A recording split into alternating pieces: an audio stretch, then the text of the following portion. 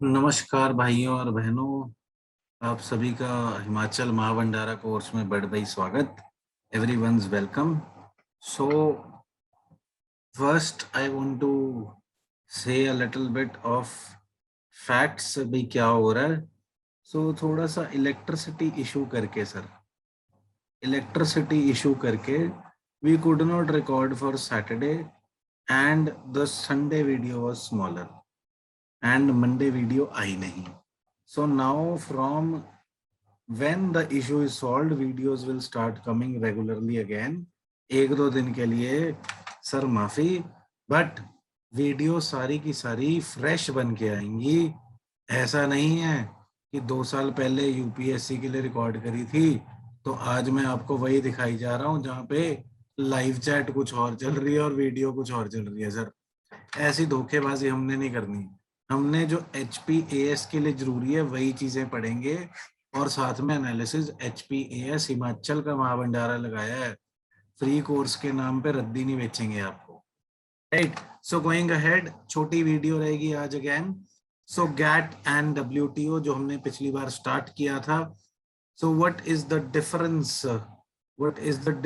So GATT was a treaty is an agreement sir, agreement. Right, and WTO is an organization which is an institution. एक पूरी body है, एक सिर्फ एक रजामंदी है। Right, first difference is this. GATT में कोई डिस्प्यूट सेटलमेंट प्रोसेस या ऑर्गेनाइजेशन नहीं थी। WTO में हमने बात करी थी कि WTO में डिस्प्यूट सेटलमेंट का भी विंग है। Right, and GATT was essentially concerned with traditional trade such as issues such as tariffs and quotas, whereas WTO encompasses many more, sir, services में and all many things, access, etc. We'll do that, right? So it's much more comprehensive as compared to GATT. And GATT had only a relatively small secretariat with no institutional foundation to implement these rules, whereas WTO has a comprehensive organization plus a secretariat, sir। Right, so WTO ने replace करा है sir gate को, ये हमने पिछले lecture में बात कर ली थी। And it is headquartered in Geneva. ये HPAS के लिए, यूपीएससी की क्लास नहीं है भाई, ये HPAS के लिए ये बात बहुत जरूरी है कि जिनेवा में WTO की हेडक्वार्टर्स हैं एंड 164 मेंबर्स हैं। Afghanistan became the 164th member, sir. So in addition to the states, the European Union is also a member. काफी सारी states, nations मिलके जो European Union बना है, that is also a member. Then WTO members, sir, do not have to be a full sovereign nation member. For example, Taiwan, which is not a full sovereign, can become a member of WTO also, since they do not require completely sovereign. They must be a customs territory, कि उनके custom होने चाहिए। Custom as in economics वाले customs, ये culture and custom की बात नहीं है। Custom territory over here means when you, custom duty कब लगती है? जब आप गुड्स को इंपोर्ट करते हो तो आप उन गुड्स पे, इंपोर्टेड गुड्स पे कस्टम ड्यूटी लगाते हो। सो अगर वो टेरिटरी के कस्टम रूल्स हैं, सो कस्टम ड्यूटी लगती है उस टेरिटरी की अलग, सो वो WTO का मेंबर बन सकता है। कौन मेंबर नहीं है? अगेन HPAS के लिए ये भी जरूरी है, ईरान मेंबर नहीं है सर। एंड डायरेक्टर हेड करता है इस WTO ऑर्गेनाइजेशन को, जिसकी 4 साल की टेन्योर होती है, 4 इयर्स। आजकल डायरेक्टर कौन है ये आप लोग मुझे कमेंट सेक्शन में बताना sir, please please please.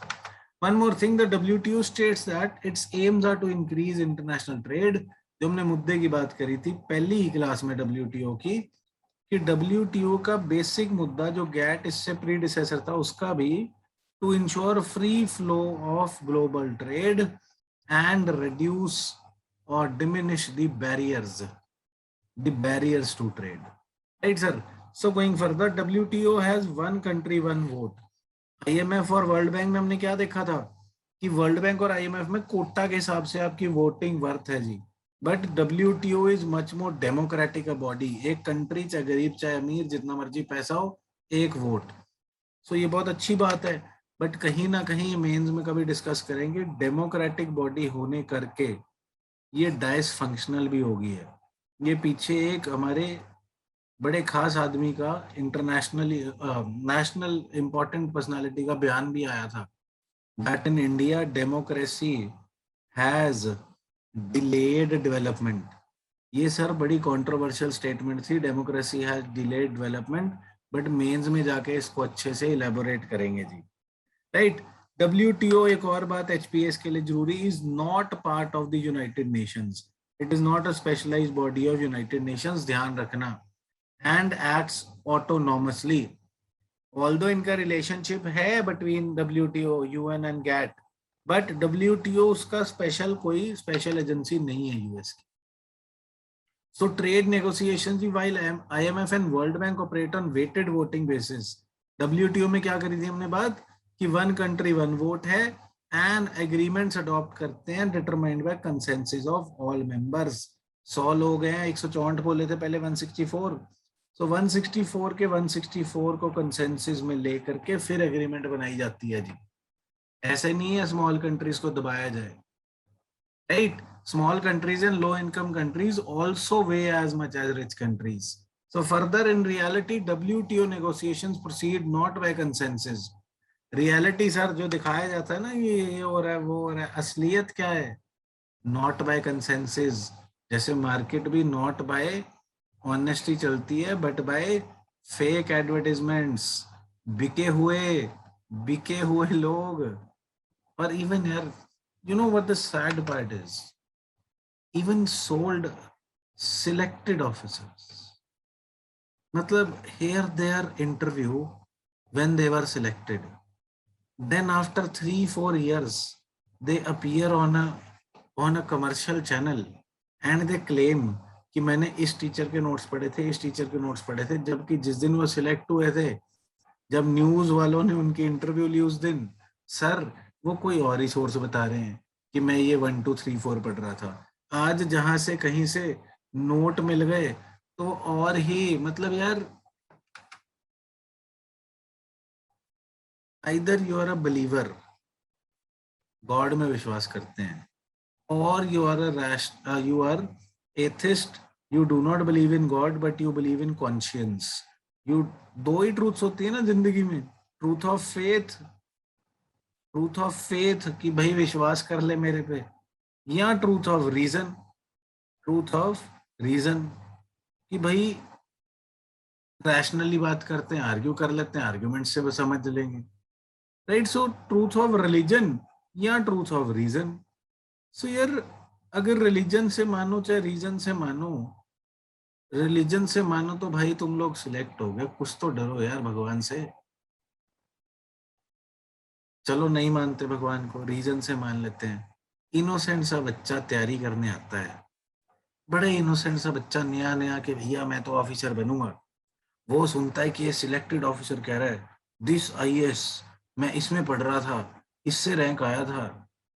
Ultimately क्या होता है, वो बच्चा बेचारा अपने एक तो 1.5 से 2 लाख रुपए खराब करता है, उसके बाद वही बच्चा बेचारा 3 से 4 साल ये डिस्कवर करने में ही लगा देता है कि यार जिंदगी में कुछ ना रखा, ये तो था सिर्फ धोखा, धोखा और धोखा। फिर पता नहीं, I don't know how do they do it. Conscience शायद पैसों ने मार ही दी है दुनिया की, बट चलो क्या कर सकते हैं उसमें यार, let's not make it viral.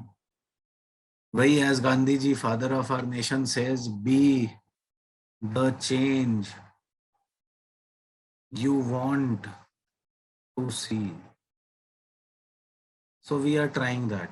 छोड़ो किसी और की बात क्या करनी है, let's be the change we want to see and honestly serve the nation. जो कोई जैसा करना चाहे करे, we will be honest. While IMF and world bank weighted voting basis पे करते हैं, WTO कंसेंसस पे करता है, हम लोग बात कर चुके हैं, बट वो थ्योरी में था, रियलिटी में क्या हो रहा है sir, not by consensus but a process of informal negotiations between small group of countries. Such negotiations are called green room negotiations.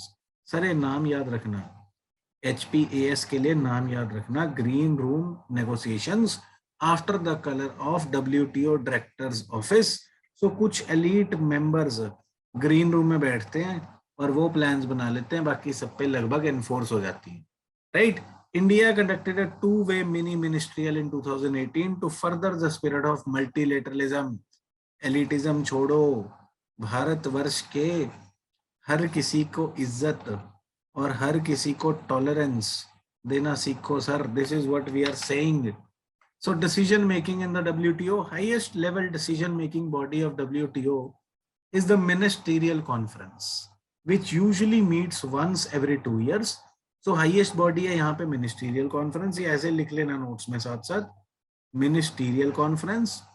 Then उसके नीचे आती है जी जनरल काउंसिल. ये HPS के लिए इतना जरूरी नहीं है तो इसलिए नाम बता रहा हूँ, क्या करते हैं पढ़ लेना, but not so necessary. And apart from general council sir, dispute settlement body as हमने बात करी थी, and trade review body, trade policy review body, and below the above 3 bodies sir, ये तीनों इकट्ठी हैं. मिनिस्ट्रियल सबसे ऊपर, 1, 2 और 3 एक ही लेवल पे. देन इनके नीचे councils for trade, council for trade in goods, TRIPS और trade related intellectual property rights, और even services are covered under WTO. Please ध्यान रखना, right. Apart from 3 council, 6 other bodies report to general council. So इतना ज्यादा याद रखने की जरूरत नहीं है, बस ध्यान रखना मिनिस्ट्रियल हाईएस्ट है. देन डिस्प्यूट सेटलमेंट कैसे होती है जी, बायलैटरल कंसल्टेशन करा दी जाती है between parties are the first stage. मतलब पहले क्या करते हैं, उन्हें मिलाते हैं कि चलो बिचौलिया बिठा लेते हैं. WTO बिचौलिया का काम करता है कि भैया कोई बात नहीं, आप सेटिस्फैक्टरी सोल्यूशन खुद ढूंढ लो without resorting to litigation. Only after such mandatory consultation have failed to produce a satisfactory solution, 60 दिन के अंदर सर, टाइम लिमिट है, effective and efficient justice. 60 days में मे द कंप्लेनेंट और complainant request adjudication by a panel. So फिर panel बना दिया जाता है. ऑल्दो कोई सेपरेट डिस्प्यूट सेटलमेंट बॉडी नहीं है, but general council which is second highest body works as DSB or dispute settlement body while giving verdict on trade dispute sir. So trade dispute को भी DSB की एक general council का ही function है, DSB या dispute settlement body की तरह function करना. अगर एरिंग नेशन पकड़ी जाए कि भाई तुम्हारी गलती थी, तो अब सारे देश को थोड़ी अंदर कर देंगे. वो कहेंगे ठीक है यार, तुमने सपोज फॉर एग्जांपल टैरिफ तुम्हें 10% रखना चाहिए था, तुमने ABC कंट्री के नाम पे 50% कर दिया, तो तुम कम कर लो, इसे वापस 10% कर लो भैया, तुम्हें थोड़ा सा टाइम दे देते हैं, रीजनेबल टाइम, राइट. अगर तो कर लेते हैं ठीक, नहीं तो जिसके सपोज XYZ के खिलाफ किया था, फिर XYZ को भी अलाउ कर देंगे, तो भी इसके गुड्स पे 50% टैरिफ लगा देंगे. क्रॉस रिटेलिएटरी मेजर्स अलाउ कर देते हैं, क्योंकि ये नॉर्मल तो है नहीं, नेशन से बात कर रहे हो आप, अब पूरी नेशन को तो आप अरेस्ट कर नहीं सकते हैं. That's why cross retaliatory measures allow हो जाते हैं, right? On the face of it, it gives all members a level playing field की कर लो. But actually there is no punishment. Reality क्या है इसमें, कि जो बड़ी बड़ी नेशंस है, USA ने अगर सपोज एक छोटी सी ABC इकोनॉमी है, बहुत ही छोटी सी है, बहुत ही स्मॉल इकोनॉमी है, इसने इस पे टैरिफ्स लगा दिए, तो ये लगाई दिए इस पे टैरिफ्स, USA को फर्क ही नहीं पड़ता, बिकॉज वो बहुत पुअर है, छोटी इकोनॉमी है, USA बहुत बड़ी इकोनॉमी है. Because poor countries cannot retaliate against rich countries sir, obviously, right? So आज again we will stop over here just too soon, and कल से ये foundational principles कल ये करेंगे हम WTO के sir, right? If not for the electricity issues in here, we would have completed economics. नहीं तो 99% economics तो हो ही गई है. And before leaving you, I say thank you. Thank you so much for watching. Thank you so much for your immense love. We stand again for honesty, sincerity, and dedication. We will complete the syllabus definitely without any raddi or bekar things. Right? So test series के लिए यार please, जैसे ही मेरा component खत्म होगा economics वाला, science का हो गया था, साइंस का टेस्ट हो गया, इकोनॉमिक्स के बाद इकोनॉमिक्स का टेस्ट होगा जी, जो इन्वायरमेंट चल रहा है उसके साथ में इन्वायरमेंट का टेस्ट होगा जी, एंड इसके बाद जितने कंपोनेंट्स होंगे सारे कंपोनेंट्स के बाद टेस्ट होगा जी, एंड देन मॉक टेस्ट होंगे जी, एंड CSAT के भी प्रैक्टिस टेस्ट होंगे, right. So don't worry, and everything is free, but free does not mean कुछ रद्दी या पुराना, बासी, नहीं जी. It means free means service. Service means dedication. So again, thank you so much. Thanks again. We'll see you in the next video.